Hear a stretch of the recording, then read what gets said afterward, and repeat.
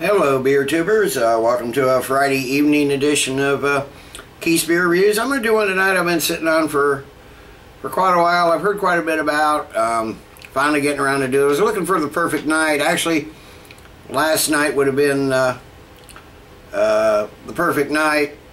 We had what was, if there had been more snow, it would have been a blizzard. We only had about 4 inches, but it was cold and it was blowy, and it was a perfect night for a black hole of an Imperial Stout. This is Mikkellers Black Hole. It says it's stout brewed with coffee, 13.1% ABV. Mikkeller being a gypsy brewer, doesn't have his own brewery. This was brewed and bottled by Mikkeller at De Proof Brewerage, La Christie, Higifte, Belgium. So, this is brewed in Belgium. Like it says, stout brewed with coffee. Find it a little bit from the website. It says, finally, Black Hole is what Mikkeller is all about. Daring, vulgar, and extreme. From the very beginning, Mikkeller's goal has been to push the limit. And with this warming, intense Imperial Stout, a new chapter in the Danish beer history has been written. The high bitterness from the hops and the sweetness from the malt and alcohol creates a good balance which makes Black Hole an explosion of nuances, but also leaves a feeling of a perfect and complex beer in the heavyweight category. Like I said, Russian Imperial Stout, 13.1% of ABV. On the foil over here it says 14/01/14, so that's probably means it's a best buy date of January 14th, 2014. Let's hope it isn't 1914. See if I can get the foil off this. If I remember correctly, Mikkeller, the foil comes off fairly cleanly on these. So, let me get that off. Looks like we got just, we don't even have a real cork in this one. Just one of those synthetic corks. Let's see what we got to get it out here. Well, this is wanting to stay. Definitely wanting to stay. Like one of these Boulevard corks. That's because it's one of those plastic corks too. Where is my... Hold on, gotta go get my pliers. Okay, I'm back. Found my buy script, so let me get this cork off of this. Hopefully. Get started with the buy scripts anyway. I hate these synthetic corks.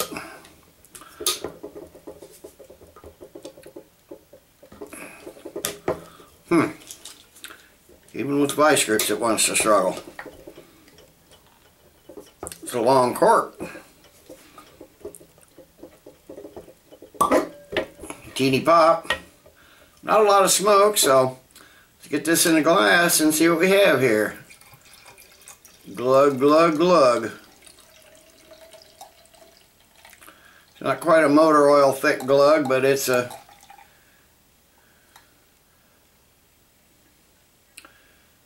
It's a nice glug.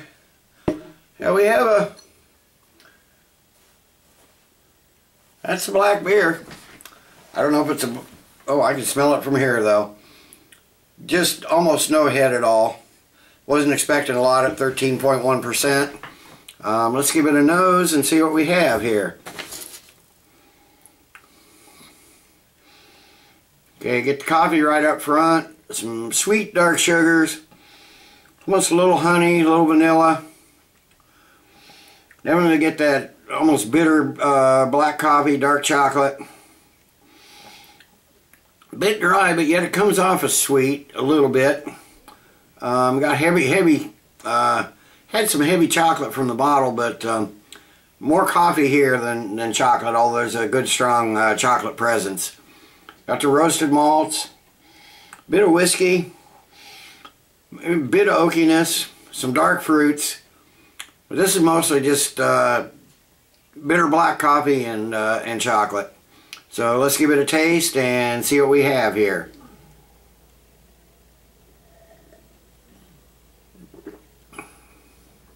Whoa! Now this is a rich coffee. The coffee bitterness isn't there now, but you're definitely getting the coffee straight up front. Chocolate, heavy roast malts. Towards the middle you get those dark fruits. Again that whiskey taste, the roasted malts. Maybe a little oak. And you get a little, I don't know the age on this. In the description here it said the high bitterness from the hops. Well, I'm sure I bought this last summer, so I'm sure what hops there are mostly gone.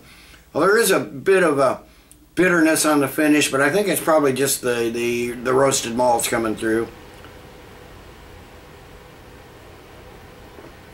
Getting a hint of that dark sugar and the honey that I got initially on the aroma. It's a decent beer. It seems to be a medium body. It glugged thicker than it was. I don't think the body's as thick as it sounded like it was going to be, but it's got low carbonation, so it definitely seems thicker than it is. Alcohol is noticeable. There's no heat. You can just sort of feel it.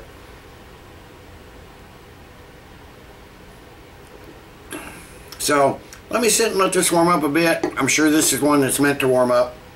I'll be sipping on this for a while. I'm sure this is definitely at 13.1%, and as much has gone into it. I'm sure the more it warms up, the more will come out. So I'll be back after a while with the final thoughts. Anyway, I'm back. It's been almost an hour. I've been sipping on this slowly. It's warmed up considerably.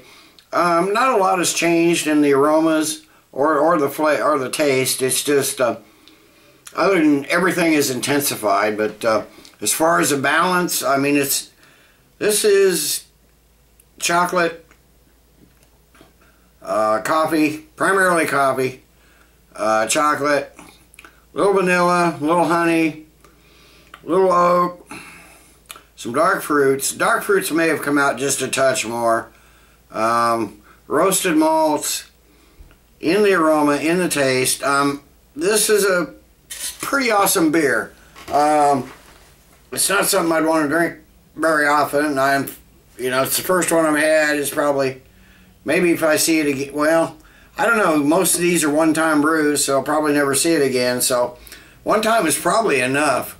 I mean, it's a good stout, good solid stout. I'd give it a 9 out of 10.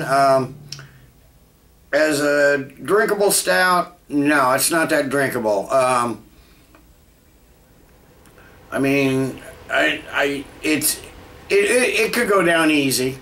Could go down easy. I'm sipping it slowly because it is 13.1%. But it's not something I could, it's not something I'd want in my fridge and have a couple times a week. Like Boulevard Stark 2 Stout or something like that. It's just, there's just a little too much. I mean, I like coffee, but I don't know. Yeah, it's a 9 out of 10. It's a good solid stout, but once is enough. So, till next time, everybody, cheers. Keep drinking good beer.